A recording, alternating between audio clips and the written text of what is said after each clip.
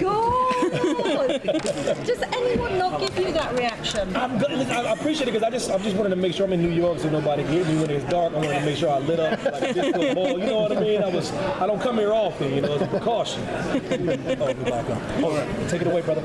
All right. So the first season, I know that in the second one you had some problems during the COVID and you didn't shoot, and if some things that you wanted. We shot about 4 hours with James McAvoy and then we were shut down. Yeah. So in the third one, it went everything smoothly, or something was a surprise? No, it's never ever goes quite smoothly. I think the thing with His Dark Materials is we're always ready to kind of box some cogs with what we've got, you know, and what we're presented with in terms of actors dropping in and what it is they want out the scene. So the most important thing to us is the authenticity, the performance. You know, we can do all the work that we want, we can build all the sets, we can do all the complex VFX that we desire, but none of it matters unless the actors are happy. So we're always keeping it a kind of evolving process where we work as producers with the writers and the creative team to kind of effectively run it as a group, show run it as a group. Yeah, we had we had COVID issues. We had a kind of major shutdown around one of the actors. But other than that, you know, it was a joy to work with what was a kind of really great bunch of people who were, you know, top of their game in terms of production. All right, thank you. Yes. All right. Well, thank you for having us today. My name is Gabriela Tavares, and I am with The Beat, which is an internet-based, New York-based news outlet. And my question for you is, you know, Pullman has been credited for saying that he wants to write adult novels that children should be able to read. And I feel like the show has been able to capture that, which is quite a delicate balance. And my question for you is, how has the show successfully achieved this, both in the execution and from the writer's room? Because I feel like this is such a difficult balance to achieve, a show that feels both after families, but at the same time, something that adults can actually critically think about. So I think you put your finger on it. I think it is one of the most difficult things to achieve. Pixar seem to do it on a regular basis. It is possible, and we often held that the thought of those kind of Pixar pieces where you can follow a story, where there's loads of jokes, there's loads of fun stuff, but there is also dark stuff, there are loads of themes, there are things that only perhaps adults will understand. And we really just followed Pullman's lead on that. Pullman is someone who will never ever underestimate a child. One of the big themes of His Dark Materials is how not to underestimate a child, and he allows the story to be both narratively very compelling, very straightforward. Here's Lara, she's going on this journey, let's follow her. And then thematically makes it very complicated. And we thought, well, as long as we try and make Lara's journey, Lara and Will's journey, accessible on every way for a child, then the rest of it will come. And I like to think that His Dark Materials is one of those pieces that you can watch as a child, you can return to as a middle schooler, you can return to as a high schooler, you can return to as an adult, and you'll get something different from it every time. Absolutely. But it's not easy. It is not. Thank you.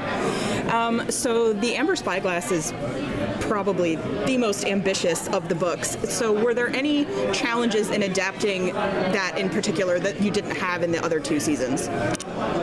Yeah, there were many. It's a kind of, I think the third book was the one, you know, it was the kind of true expression of what Pullman was trying to say universally.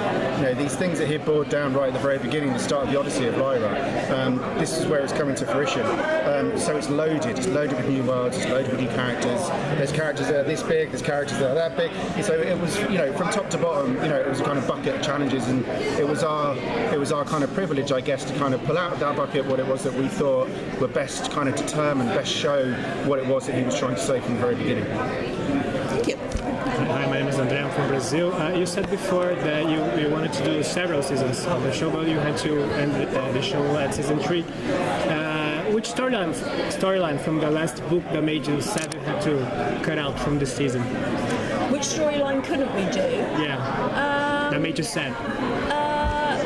apart from just being sad because it's finishing, because I think we've lived with these characters now for so many years, and I don't really want to say goodbye to them.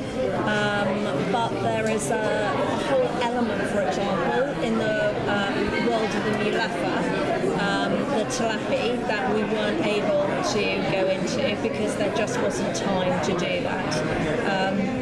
I think really, other than that, and perhaps some of the Galavespians, there's a whole kind of, we include the Galavespians, but we don't go into them in anywhere near as much detail as Pullman does. But I think it comes to a point sometimes when you just have to be glad that you did rather than sorry that you didn't. And I think one of the many things I love about making television drama is the real estate that comes with it.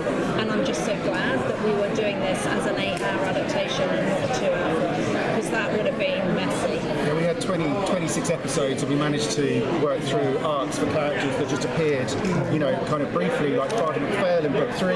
We decided to bring them right forward and really show how you get to that point of, to the point of wanting to take your own life in pursuit of a belief that's kind of, bigger than yourself. We were able to tell that right from the very beginning, which wasn't in the books, but we were something we were able to add to the TV show. I'm wondering, were there any behind the scenes hijinks that you remember, or things that you remember fondly from the behind the scenes that you could share? I mean, the one that I remember, which I can talk about now because the kids are old enough, is that I used to find them hiding under the trailers, which for me was an absolute nightmare. Like 2-ton things that keep pulling them out from underneath when they were 12. So they're constantly playing hide and seek around the show. There's still many things that Daphne and Mia still haven't told me about what went on, because we were always the ones telling them off for doing it. But I'm hoping over the course of the promotion of the show I'll find out exactly what I got to. Exactly, yeah.